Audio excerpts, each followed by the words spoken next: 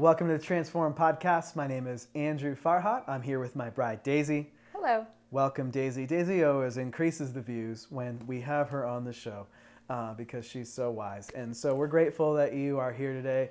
And today we get to jump right into a topic that is frequently asked in the Christian community, and it's extremely important. There was a wise man that once told me there's two big decisions you will make in your life. And he said it's what you do with Jesus and who you decide to marry. And I think, Daisy, haven't we seen that to be very true in our lives? Oh yeah, over and over again. Over and over again. I think we've been married for 18 years, and I think in that time frame we've said, wow, that's turned out to be true. And with these people's lives that we know, these friends, these family members, we've said it over and over again. And so that's why I think that statement that I heard from a pastor and author a long time ago, when I talk to my daughters, I say, look for the two J's, job and Jesus, right? Don't compromise on either one of those. Make sure that you have discernment, that you're making a good decision. Mm-hmm. So what about dating? Daisy, did you have a quote to kick us off? Yeah, I thought this quote from an article on Desiring God, their website, I feel like really sets the tone for how we should approach dating and all areas of our life if we want to date as Christians and take our faith seriously. It says, do you want to date and marry well? Listen to Jesus and love the Lord your God with all your heart and with all your soul and with all your mind and with all your strength. Seek him first, and dating will be added according to his perfect plan and timing. So I just think the beauty of that is just letting Jesus and your faith and God be a part of the process of dating instead of trying to either be in control or rush things or not think through your decisions. Like just let Jesus guide you and have faith that he has a good plan for your life.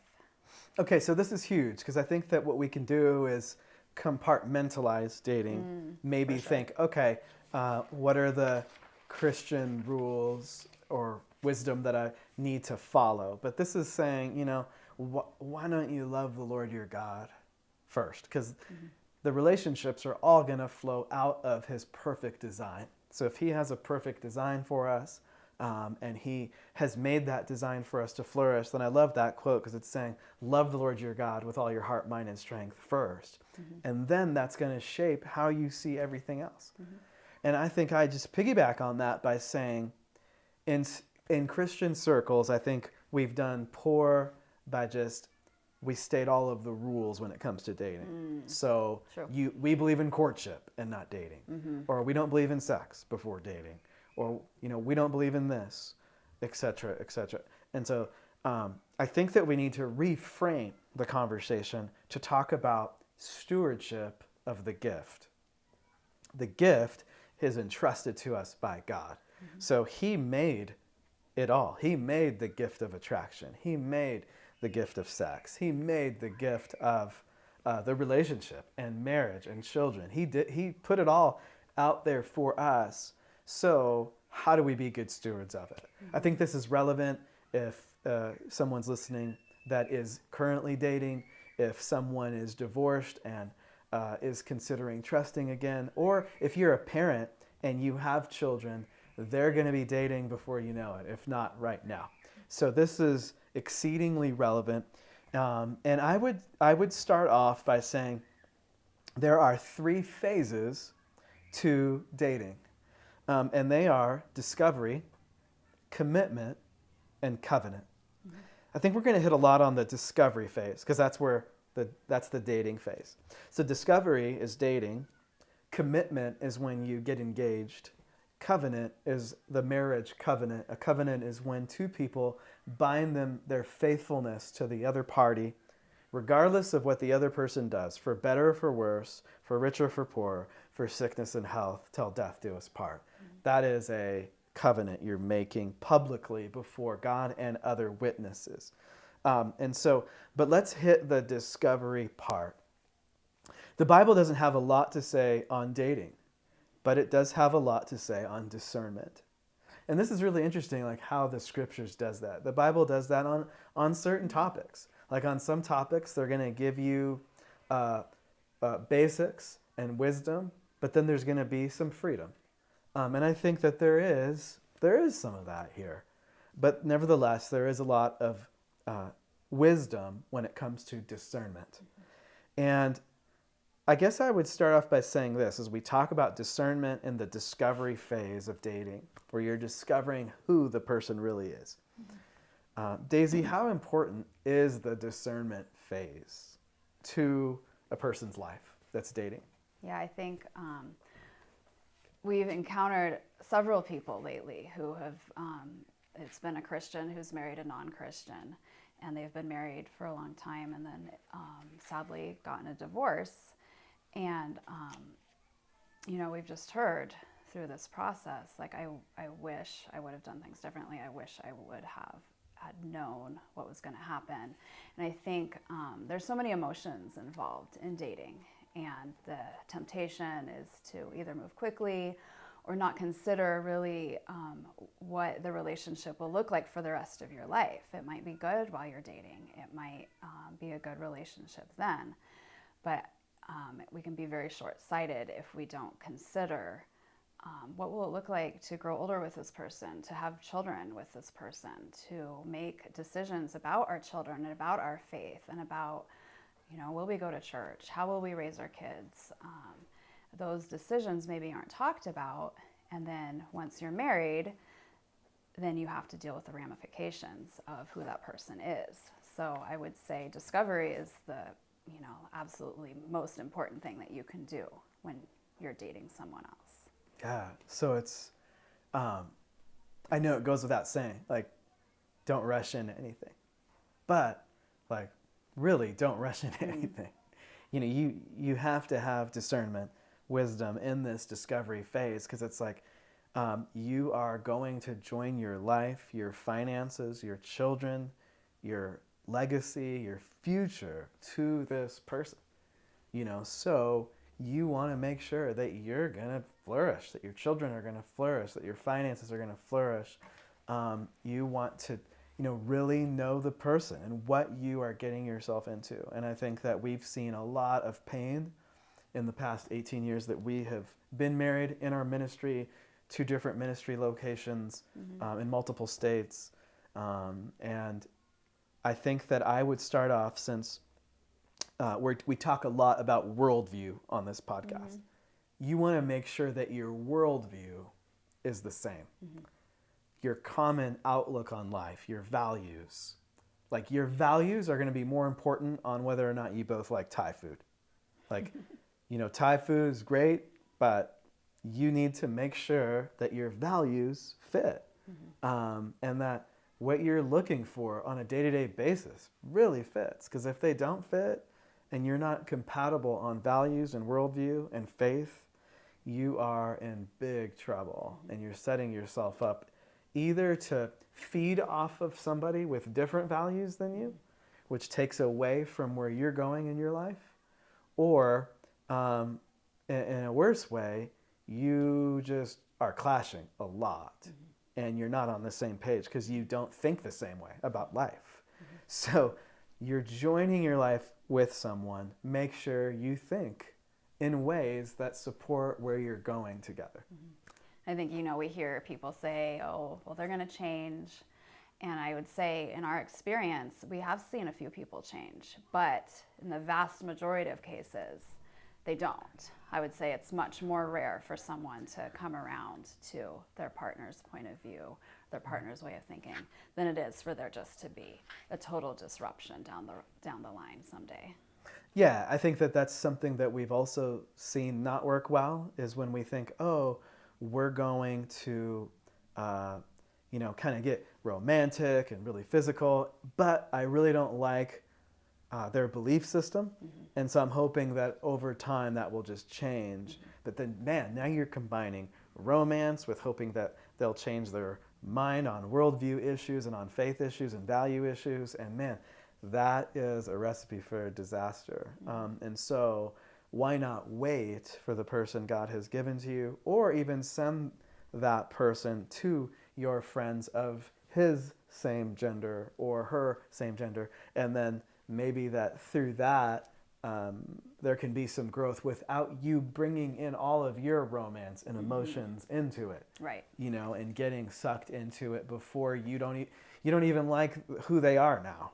You like the version they might become one day, and they may not become that person, you know. So Proverbs chapter 2 verses 3 through 5 says, "For if you cry for discernment, lift your voice for understanding. If you seek her as silver and search for her as for hidden treasures, then you will discern the fear of the Lord and discover the knowledge of God." A beautiful scripture when it comes to discernment.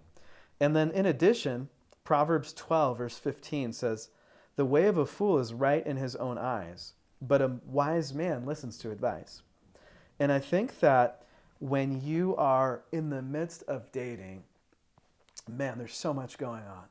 You're falling in love. You're really starting to attach to someone. You're talking every day. You're starting to feel something inside. You're attracted to the other person. You like to spend time with the other person. So it's easy for all of those emotions to really take over in the process. But it says, a wise man listens to advice. Yeah.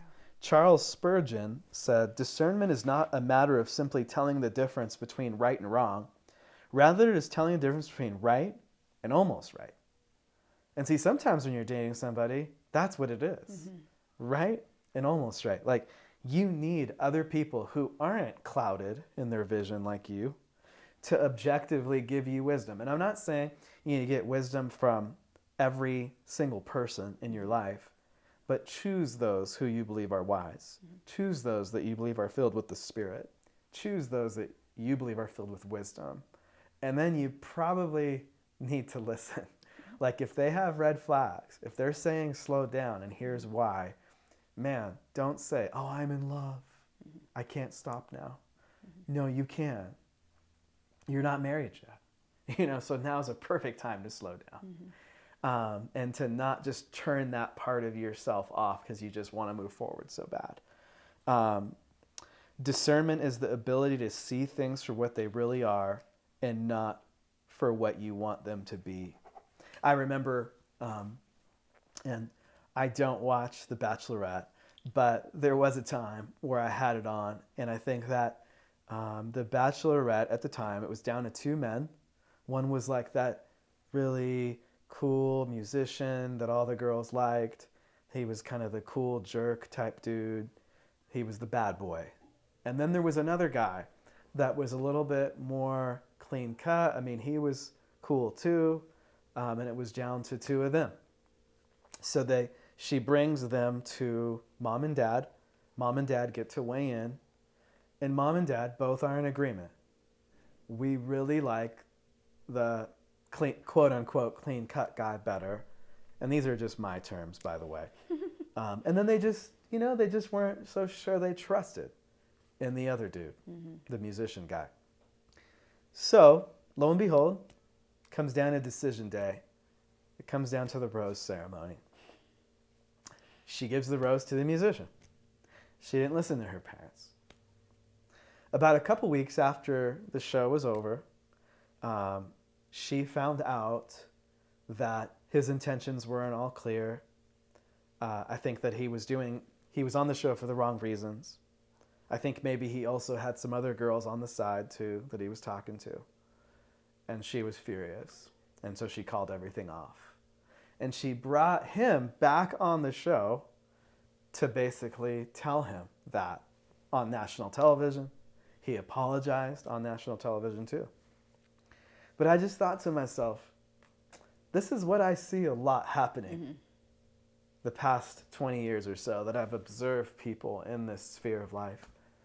You know, it's like her parents, they're not God, but her parents seem pretty wise.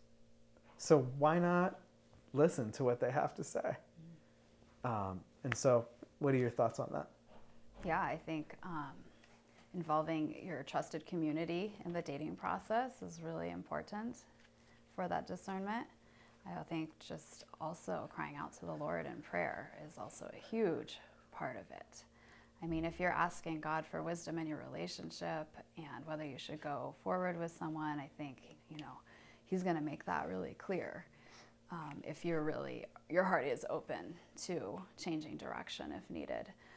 I think as parents, like we have a lot to say to especially our older children about their friendships and potential relationships with people of the opposite sex. And we really hope and pray that they'll listen to us, because we know that we do have more life experience than they do. We have a lot more experience with interacting with other people and with community and with the future. And so we just, hope and pray that they'll take our advice. And I just think that is so important. If somebody does see a red flag in someone else, there's usually a reason for that. Usually there is something going on. Maybe it's not a deal breaker, but it's still something that you should be aware of and take seriously. That's right. Absolutely. So discernment is key. It can save you a lot of pain down the road. It's not this, all analogies fall short in some way.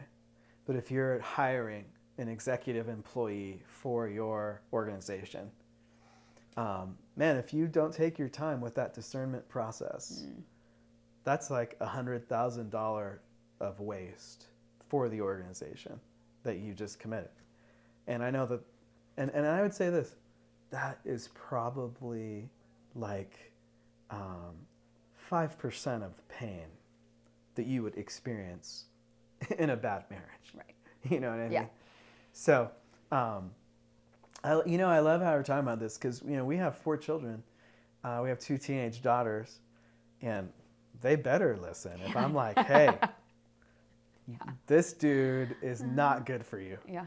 I hope that they're like, oh, okay, there must be a reason he's saying that, right? He's looking out for me. He wants the best for me. He wants me to thrive. I'm at least going to consider it. I hope we get that. So keep praying. All right. So we've talked about the gift of dating, the gift of attraction, the 3 phases of a relationship, discernment in the discovery phase. I think that here is something during the discovery phase, and also as you go forward with the covenant phase and get married, that I think needs to be discussed. And that's the role of friendship. Yeah. And I would say friendship is at the foundation of your dating relationship. Friendship will be at the foundation of your marriage too. 2 people interact on a daily basis a lot as friends. Planning as friends, socializing as friends, shooting the breeze as friends, having meaningful conversations as friends.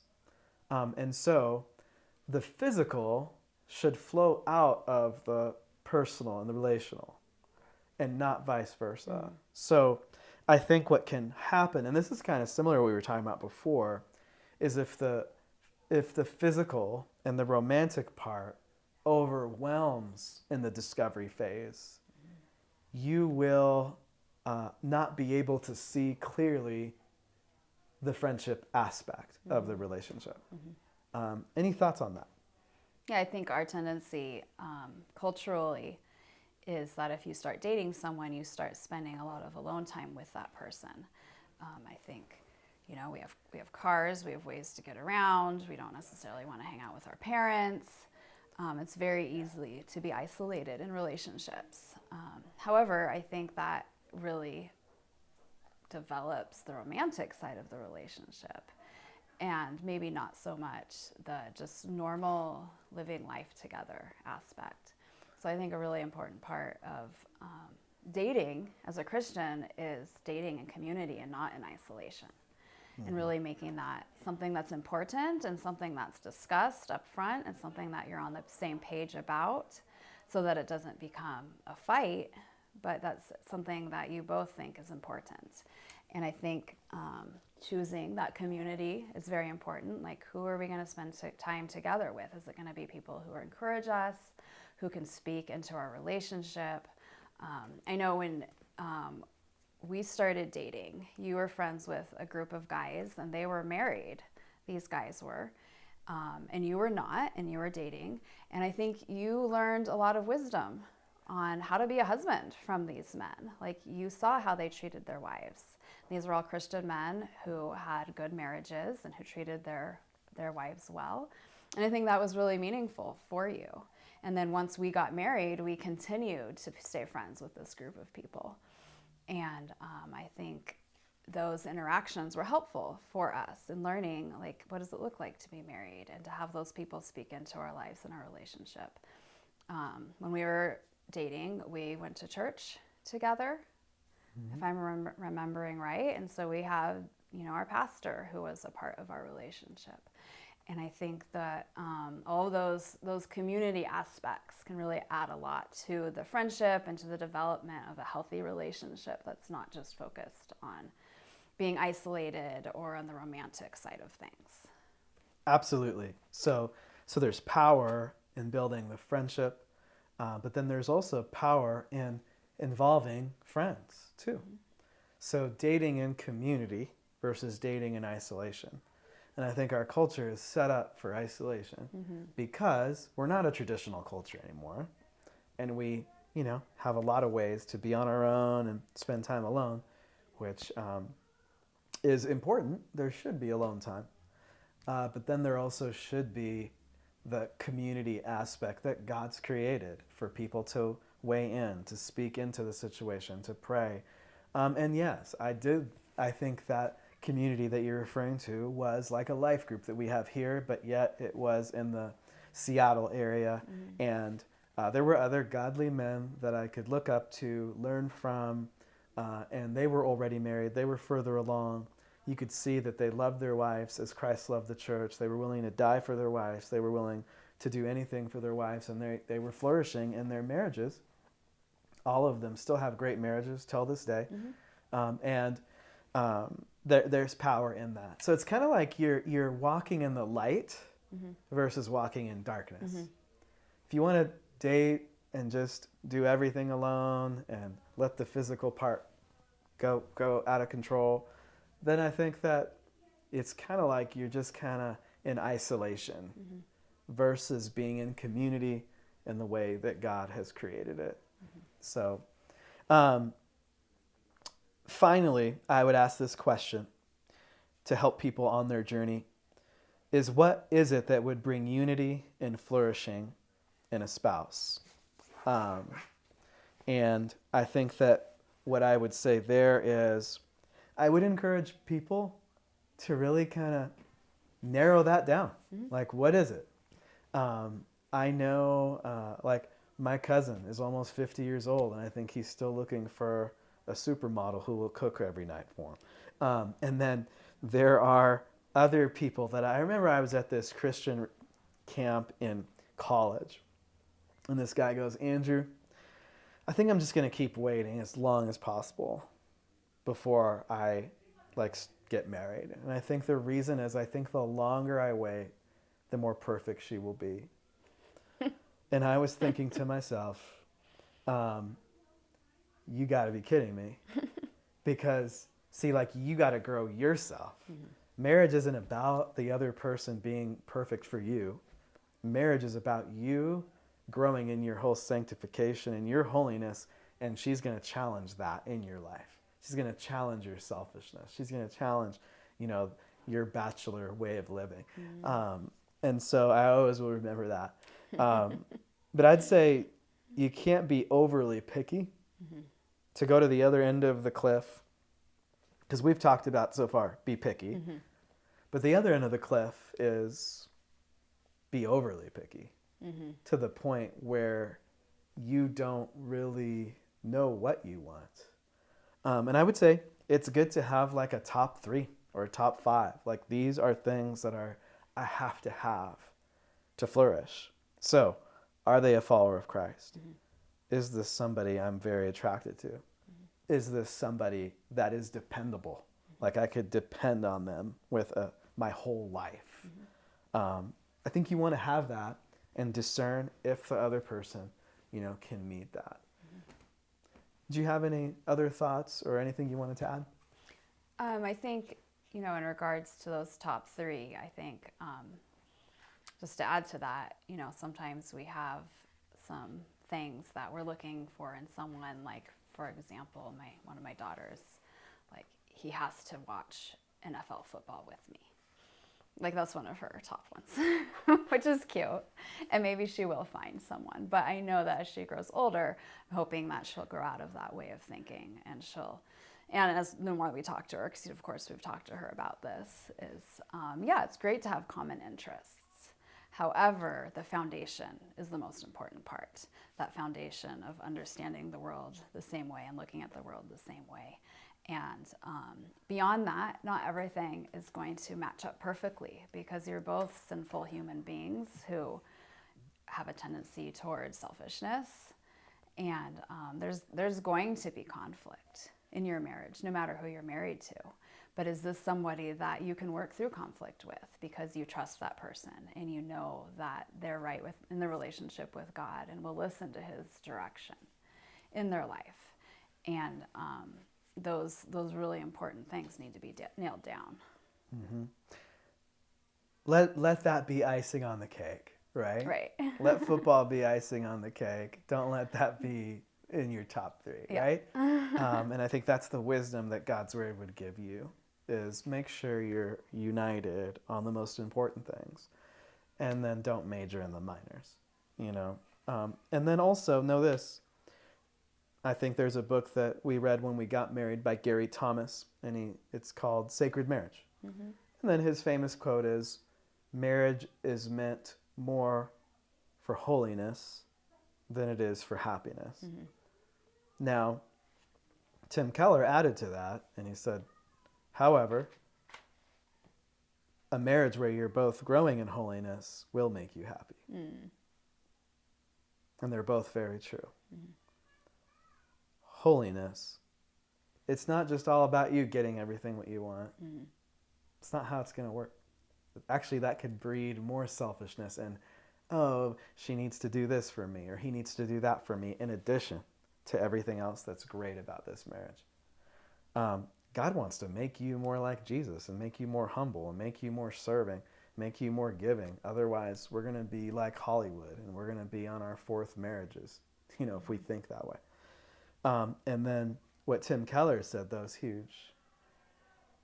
When you're both growing in holiness and you are on the same page, man, there can be a deep unity, intimacy, and joy in your relationship.